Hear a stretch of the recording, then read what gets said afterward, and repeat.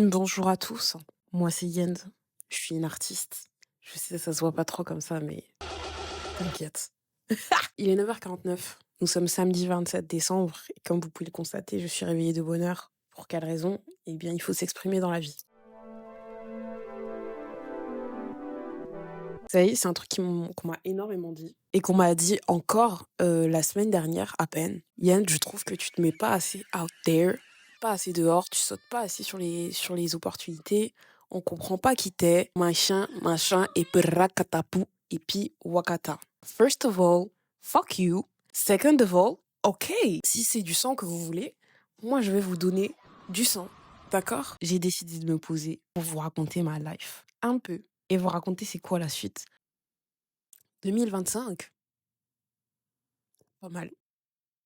Félicitations, hein, ma révérence. Le conseil est épaté au final. Je trouve que cette année, en termes de character development, en termes de canon event, on est proche du 2012. C'est vraiment belle performance, quoi. Je vais vous faire un rapide état des lieux. Au mois de janvier, j'habitais à Mulhouse avec ma cousine, Esso Amina. J'habitais pas avec elle, c'est plutôt elle qui m'hébergeait. Parce que j'ai passé tout mon année de 2024 à soit dormir sur le canapé de ma sœur, sur le canapé de Julia, Esso Julia, ou dans des hôtels. Mais ça fait depuis 2021 que j'ai pas d'appartement à mon nom. J'ai eu 6 mois un appartement en Guadeloupe à Pointe-Noire, mais j'ai passé ces dernières années sans domicile fixe. Voilà. Il faut le dire. Pourquoi? Parce que je voulais donner une chance à ma carrière. Je voulais absolument tout donner pour y arriver, quoi. Et puis je me disais qu'il fallait que je sois libre, il faut que je sois partout et machin et tout. Et voilà, je trouve que la carrière musicale, c'est un exercice qui demande énormément de dédication. And I was dedicated to that motherfucking shit. En janvier, j'habite au fin fond de Mulhouse et j'essaie d'être partout. Et je suis déjà fatiguée. Et ça fait déjà depuis janvier 2024, donc un an avant, que j'avais déjà fait une vidéo pour me dire Moi, je voulais juste faire de la musique. en vrai de vrai, je pense que ça commence à puer du cul l'industrie de la musique. I'm not really sure I want to do this right now, tu vois. Pourquoi? Comme vous le savez, en France, il y a plusieurs manières de gagner sa vie en tant qu'artiste. Avec tes éditions, avec la SACEM, avec la DAMI, mais surtout les concerts. Et il y a que comme ça que tu fais des talents, en fait. Il y a aussi le fait de l'intermittence, et c'est des choses que je visais. Mais malheureusement, je faisais pas assez de dates, voire avoir l'intermittence. Et je sais, ça peut vraiment paraître étrange parce que vous m'avez vu à Perpète-les-Oies et même plus, mais ça n'était pas assez aux yeux de Macron. Voilà, il faut le dire, c'est pas grave. J'étais au RSA et je vivais de mes concerts et je recommande ça à personne. Vraiment, je recommande ça à personne parce que Pélo, tu vas peut-être avoir des 2000 € parfois, mais il y a des mois où tu vas te retrouver à 500 balles et tu dois quand même payer un clip à 800 balles et la torpeur au final. Voilà, c'est aussi simple que ça. Et à ce moment-là, en fait, je suis coincée parce que je peux pas à proprement dit prendre un travail qui me prendrait trop de temps. J'ai déjà la tournée Rappeuse en liberté qui est prévue. Je dois aller jusqu'aux Ardentes, je dois machin et trucs. Donc je me dis, écoute, je tiens, mais à partir de telle date, j'arrête de prendre des dates pour pouvoir retourner travailler et vivre avec un minimum de dignité, en fait, tout simplement, parce que j'y ai droit. Parce qu'à ce moment-là, quand tu vis avec ton RSA et que tes concerts et que tu as une équipe de 3 personnes à payer, il n'y a pas d'histoire d'ongles, il n'y a pas d'histoire de cheveux, il n'y a pas d'histoire de mettre des masters. En fait, tout mon argent reconvergeait dans ma musique et je ne prenais plus soin de moi, il faut le dire. Donc ça mène à une certaine fatigue. Dieu merci, j'ai vécu des trucs fous. Ok, je suis partie aux Ardentes, comme dit. Je suis partie à Los Angeles with my friends, which was really crazy. Je suis partie au Portugal, je suis partie en Croatie. J'ai fait de la route. Vraiment, ça, il n'y a rien à dire là-dessus. Et d'un autre côté, psychologiquement, pour quelqu'un qui aime être propre, être discipliné, être bien dans ses bottes, ne pas avoir de base ou avoir une base qui te demande à chaque fois de prendre un train pendant 3 heures, that was the most crazy type of shit I've ever done in my life. Ok. Donc appartement, on en a parlé. Job, j'en avais pas. Ça fait depuis septembre que je suis en poste et ça fait depuis septembre que j'ai un appartement à mon nom. Et bizarrement, on se sent un peu mieux dans la vie, quoi. Hein? Ça va? On peut aller acheter une baguette. Franchement, j'apprécie énormément. Et justement, ça m'a remis en question ma carrière parce que déjà, c'est pas pour taper sur Rappeuse en liberté, mais je vais quand même taper sur Rappeuse en liberté en disant une seule chose. Si vous voulez libérer les rappeuses, la moindre des choses, c'est leur permettre d'avoir l'intermittence et de ne plus se poser la question de comment est-ce que je vais vivre de ma musique. Les Ardentes ayant été faites, dites-vous sur la scène des Ardentes, moi-même je me disais, est-ce que je fais 10 ans comme ça? Est-ce que je fais 10 ans? C'est-à-dire que je suis en train de chanter Barbès sur la scène des Ardentes et je suis en train de me dire: «Putain, ça fait un mois que j'attends encore Metal. Putain, comment je vais faire au mois d'août? Parce que là, je vais partir, à Los Angeles 3 semaines, je prends pas de gig. Comment je vais m'en sortir financièrement? Nanani nanana» et je suis en train de chanter Barbès sur la scène des Ardentes and I'm preoccupied. I got murder on my mind, bro. Ça, c'est une première chose qui m'a fait dire que: «OK, tu peux arriver à certains milestones» et je suis convaincue que la plupart des professionnels connaissent mon fucking name maintenant.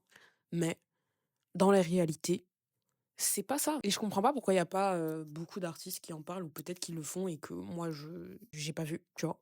Mais la précarité quand tu es un artiste émergent, waouh! J'ai vécu la Hess, hein, mais ce type de Hess, Hess Golden, waouh! Crazy thing. Parce que tu es là avec tes 10-20K streams et puis les gens ils t'écoutent et puis ils te disent: «C'est trop fort» et puis tu attends encore 150 € qu'on te doit depuis 3 mois. Non. Non, franchement non, j'ai plus le cardio. Je vous dis la vérité, j'ai plus le cardio. Je vous ai parlé de carrière. Je vais insister un petit peu sur ce point-là parce que, j'ai fait des allégations, quelque peu alarmantes à partir du single «Attention». D'ailleurs merci d'avoir streamé «Attention». Moi je savais que vous seriez au rendez-vous. Attention, ici, âme sensible, ça fait trop d'un coup. Faut que tu ralentisses, j'ai beaucoup d'amour. Comme ou pas comme, là, on est à un peu plus de 3 000 streams, alors que ça fait une semaine que le truc est sorti et j'ai juste mis une cover sur Instagram, donc vous étiez au rendez-vous et merci beaucoup. Ça me fait comprendre que c'est pas qu'une question de vidéo, quoi. Les gars, je suis toujours pas signée.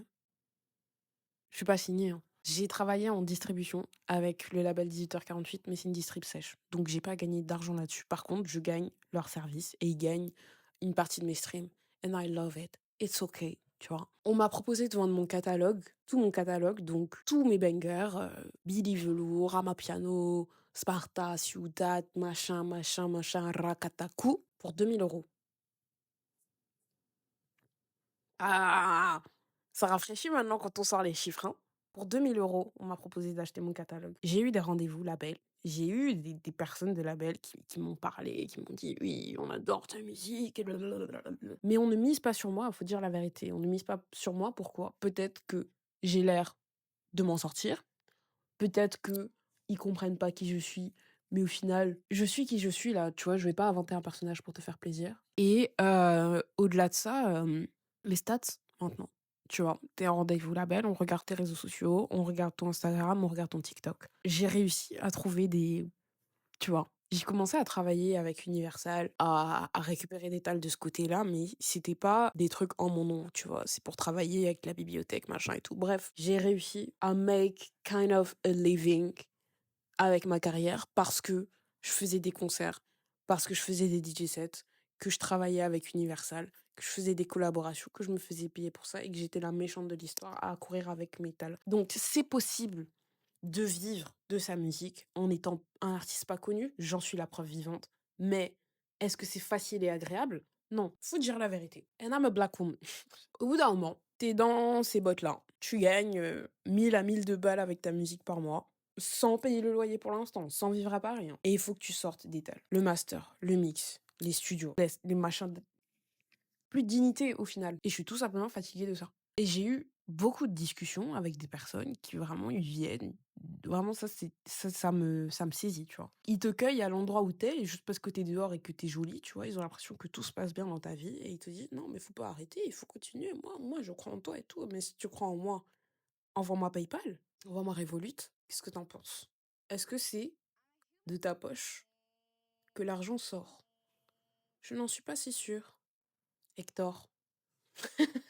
Anyways, j'avais juste mes couilles, mon couteau et un rêve. Je suis très fière de moi, j'ai gagné des compétitions, Buzz Booster, Rappeuse en liberté, j'étais en tournée, 2 Ali El Chat et tout. C'était trop bien et je suis ravie de l'avoir fait. Est-ce que je le referais? Non. Hors de question. Au-delà de ça, il y a un truc que j'ai pas abordé. 2 trucs que j'ai pas abordés. C'est la famille et ma vie amoureuse. Actuellement, je suis en train de vivre un heartbreak. Mais franchement, c'est pas de ma faute, je vous dis la vérité, il m'avait donné tous les signaux. Et puis le gars là, il était love depuis carrément 2019. Il m'a chase. Il était présent, il a donné tous les signaux. Moi, j'ai baissé un peu la garde. Et puis il finit par me dire, mais pas s'engager. Il y a foy. Tu fais sortir la nouchi en moi, il y a foy. Tu comprends ou pas? Mon pattern à moi, c'est que je tombe énormément sur des hommes indisponibles émotionnellement. Je les adore comme ça, hein. Des hommes qui sont soit à fond dans leur carrière, soit ils sortent d'une big relation. Et puis moi, j'arrive, et puis elle est si jolie, et puis elle est si mignonne, mimi comme ça. Et il veut pas de moi. Mais c'est pas qu'il veut pas de moi. Il veut, mais il peut pas. Mais il veut, mais il veut pas. Tu vois, ça c'est moi. C'est mon pattern. Donc au bout d'un moment, je me suis dit, classe. On va pas continuer comme ça 10 000 ans, ok? Et je vais pas vous cacher que j'ai aussi refusé des candidatures parce que je suis une go exigeante. Exigeante dans quel sens? Je me considère pas être la personne la plus matérialiste du monde. J'aime la structure. J'aime la base, voilà. Je suis dans ma petite maison. J'aime avoir mes choses. Est-ce que je vais bander si tu vas me sortir un Birkin? Peut-être, mais ça va pas être un prérequis pour une relation avec moi. Est-ce que je vais bander si t'es un footballeur, nanana, I do not care. Parce que les gars, je peux vous dire que les footballeurs, là, ils sont pas très intelligents. Mais ça, c'est encore autre chose. Bref, je me perds. C'est quoi le style de mec de Yent, en vérité? Maintenant que je suis on the road vers la guérison. Je les aime autant créatifs que constructifs. Et quand je dis constructif, ça veut dire que je m'en fiche que tu sois pas dans un métier créatif. Tu peux travailler dans le BTP, à la SNCF, tu peux faire pâtre en bâtiment. Tant mieux, mon chéri. Vraiment. Tu as les deux pieds sur terre. J'aime beaucoup ça. Tu peux être aussi peintre, photographe, réalisateur. Oui, mais pas fou. J'aime quelqu'un qui a les pieds sur terre. J'aime quelqu'un qui sait où il va. J'aime quelqu'un qui a de l'humour. Parce que mon humour, moi, straight up, film français, années 90. Mon humour repose que sur ça. Et surtout, j'aime quelqu'un qui va accueillir ma craziness. Parce que voilà, vous voyez pas tout. C'est vrai, vous voyez pas tout. Mais je suis quelqu'un de très spirituel. Je suis quelqu'un avec de la profondeur. Et c'est pas tout le monde qui peut accueillir ma profondeur. Voilà. Et quand je dis profondeur, c'est quoi? C'est que, voilà, je le reconnais, j'ai beaucoup d'émotions. Je suis très profonde dans mes émotions. Je réfléchis beaucoup. Je prends beaucoup de recul sur le monde. Et j'essaie vraiment d'analyser les comportements humains, la société qu'on est, où est-ce qu'on va en tant qu'humain et en tant que société. Où est-ce que je me place dans le monde, tu vois? C'est des choses auxquelles je réfléchis tous les jours. Et je réfléchis pas qu'au racisme, je réfléchis vraiment à toutes les conditions possible. Quand t'es mendiant, quand t'es riche, quand t'es une femme, quand t'es un homme, quand telle ethnicité, je réfléchis à ça partout et tout le temps, quoi. Et c'est comme si j'avais deux cerveaux. J'ai un cerveau qui fonctionne quand il s'agit de se faire des pâtes au beurre, mais j'ai aussi un cerveau en backup qui assimile tout, qui calcule, comment dire, tous les rouages de la vie. Je les décortique en permanence. Le fait que j'ai cette réflexion-là et que je mène cette réflexion-là, parfois j'aurais envie de les partager. Et si je suis en face d'une personne, sa priorité, c'est de faire un pari sportif, on va pas s'en sortir. Avec tout le respect, j'ai pas de respect pour les personnes qui font des paris sportifs. Je suis désolée. Je voulais faire un disclaimer, mais je suis désolée, je suis pas du tout dans les jeux d'argent. Non, je suis pas là-dedans. Anyways, je me rends compte qu'il y a un élément que j'ai pas abordé parce que c'est très difficile pour moi de le faire et que je suis très pudique là-dessus. C'est ma famille. Dans les grandes lignes et dans les très très grandes lignes, vraiment, c'est des tagliatelles le truc. Ma famille est dysfonctionnelle. Comme je l'ai déjà abordé, mon papa il a des maladies mentales. Voilà, ça reste quand même un homme avec sa dignité et il mérite toutes les fleurs pour avoir fait son maximum pour nous élever. Et j'ai une relation assez particulière avec ma mère qui elle-même a son histoire. Avec mes frères et sœurs, on est tous dispatchés. Donc on passe pas énormément de temps ensemble et on n'a pas beaucoup grandi ensemble. Donc c'est des relations en fait qui fonctionnent à tâtons. Des fois ça fonctionne pas, comme dans toutes les familles, je pense. C'est aussi un élément qui fait que je me suis énormément isolée, que j'essaie de, comment dire, je suis dans une logique d'expansion et d'émancipation par rapport à ma famille. J'ai pas envie d'en dire plus parce que je tiens à protéger ma famille, notre honneur, notre histoire, notre dignité. Ça vous regarde pas. Les seules choses qu'il faut savoir par rapport à ça, c'est que justement, ça me conditionne en tant qu'humain, dans le sens où ça a fait de moi une personne très solitaire, égocentrique peut-être, parce que je passe énormément de temps seule et que me remets beaucoup en question et je me regarde d'abord moi avant de regarder les autres. Et je me remets tout le temps en question moi-même avant de remettre en question les autres. Ça m'a aussi conditionné dans mon perfectionnisme, dans mon sentiment d'imposteur. Voilà, je les aime tous. C'est pas grave, on va s'en sortir. Let me put me real comfy, cause oh my god. Ouh. Tu vois la baffe que tu reçois là, ça fait 10 ans, on t'a pas frappé. Tu reçois une baffe qui te rafraîchit là, ça te réinitialise l'esprit. C'est ça même mon mois de décembre. Vraiment, t'es. Boum. Oh, c'est bon. Thinking straight. J'en suis à là. En vrai, de vrai, là, t'as vu, je viens de fêter 27 ans. Il y a des choses que je peux pas faire comme une meuf de 21 ans. Je dis pas que il y a des comportements qui sont conditionnés à des âges et tout, etc. Commencez pas à parler dans ma tête. C'est juste qu'au bout d'un moment, quand t'as fait des choses, tu vas pas refaire les mêmes choses en particulier et en boucle. Il faut évoluer dans la vie. La carrière que j'ai menée, je pourrais pas la mener de la même manière. Je suis une femme. Maintenant, je comprends comment mon corps fonctionne. Et le sport que c'est là, I could never. Je vous respecte. Beyoncé, tu as tout mon respect, ma chérie. Tu fais peut-être des trucs étranges et occultes, mais le sport là que c'est, que d'être en tournée en permanence, I could never. Ok? Être shooting, être toujours belle, être tout. Je ne peux pas. Vous me voyez pas, non? J'aime beaucoup avoir une tête déchirée et être pas maquillée et parler comme ça. Et puis, call it a day. C'est pas moi. J'arrive pas. Je viens quand je veux. Je fais ce que je veux. Et quand on parle de sacrifice d'âme, c'est vraiment ça. C'est pas je suis allée dimanche soir dans les catacombes et puis j'ai parlé à Brigitte Macron. C'est pas ça. C'est que plus tu fais des choses qui te sont contre nature, moins tu écoutes ton âme, plus elle disparaît au profit de quelqu'un d'autre qui récupère cette énergie-là. Comprendra qui comprendra, moi je vais pas m'étendre là-dessus. S'il y a bien un truc que tu peux pas m'enlever, c'est ma playlist. Donc je sais que pour moi, ça va être la curation, ça va être DJing, ça va être faire des playlists et puis trouver des pépites. C'est quelque chose qui me stimule énormément. Je continue à faire de la musique. Il y a encore de la musique qui arrive. C'est juste que je vais changer de forme parce qu'il n'y a pas que la musique que je maîtrise dans la vie. Je vis d'énormes changements. J'ai envie de partager en direct les changements que je vis et de pas tout garder pour moi. Parce que c'est pas la première fois que je passe par un rebranding exceptionnel. Et en fait, j'ai l'impression que les gens, ils savent jamais vraiment ce que je pense et ce qui se passe dans ma vie. Je vais faire l'effort de vous partager les changements que je suis en train de vivre, qu'ils soient matériels, physiques ou spirituels. Je pense que j'ai tout dit. I stopped smoking. Ça fait 3 semaines que j'ai arrêté de fumer, je suis vraiment fière de moi, genre. Voilà. Bon, merci beaucoup d'avoir écouté mes jactations. Moi, c'est Yend, Afiavi, Aïcha, fille d'Abdelkader Boudaoud. N'oubliez jamais que je suis la fille d'Abdelkader Boudaoud, ça compte énormément. Autrice, curatrice, DJ. Et je suis aussi aux manettes de ma propre vie. Pas vous.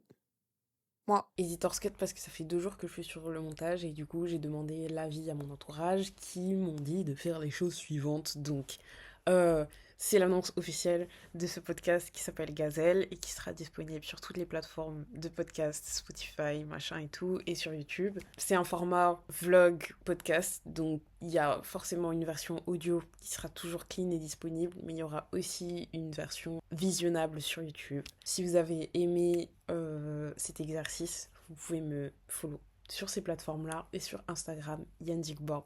J'ai été ravie de me prêter au jeu, c'était très intéressant et cathartique. Et si vous écoutez ça encore en 2025, félicitations d'avoir survécu. Si vous écoutez ce podcast en 2026, je vous envoie beaucoup d'abondance et de bénédictions. À très vite.